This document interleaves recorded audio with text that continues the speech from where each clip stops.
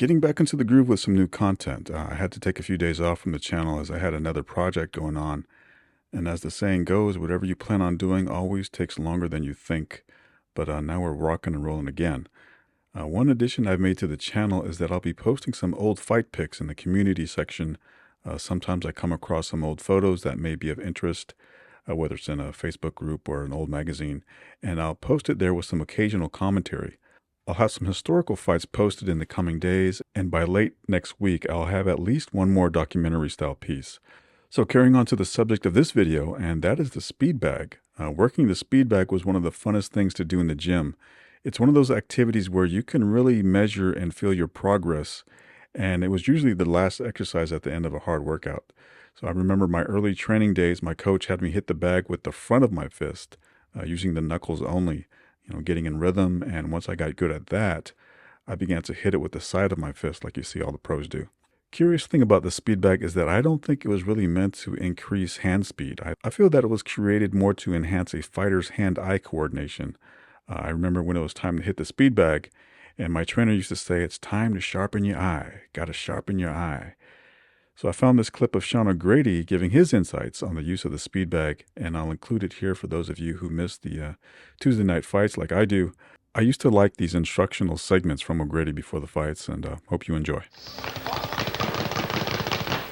Oh, it is so impressive when a fighter steps up to this light bag and just pounds away at it like that.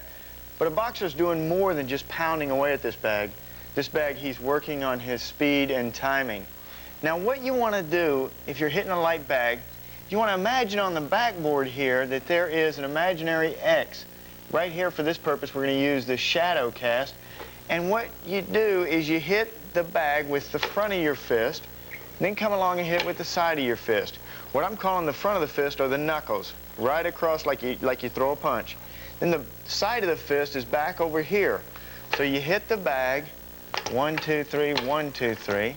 The bag goes and it bounces 3 times. Once on the back, once over here, and then once more, and then you hit it with the second shot. When you hit it with that second shot, you're not only hitting the bag, you're also turning the swivel to set the bag up for your other hand, much like you would set an opponent's face up for your next shot. 1, 2, 3, 1, 2, 3, 1, 2, 3, 1, 2, 3. Now, while you're hitting this bag and setting this bag up, you're also shifting your weight back and forth. Shift your weight to one side, then the other side. Let's take a look now at some of the greatest fighters of all time. They've spent a lot of time in this light bag. Sugar Ray Robinson, pound for pound, considered the greatest fighter of all time, is the model for great hand speed. Another Sugar Ray turned his quick hands into 5 world championships.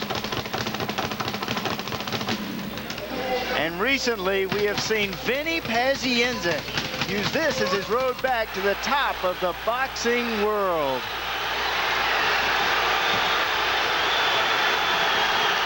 I've talked so many times about how important it is for a fighter to come on in those final 10 seconds to try to steal the round. Those final 10 seconds come into play when you're talking about this light bag. This is where you learn how to flurry at the end. Now it's time to go upstairs in the attic and get that light bag and that rack out of the attic and start working it.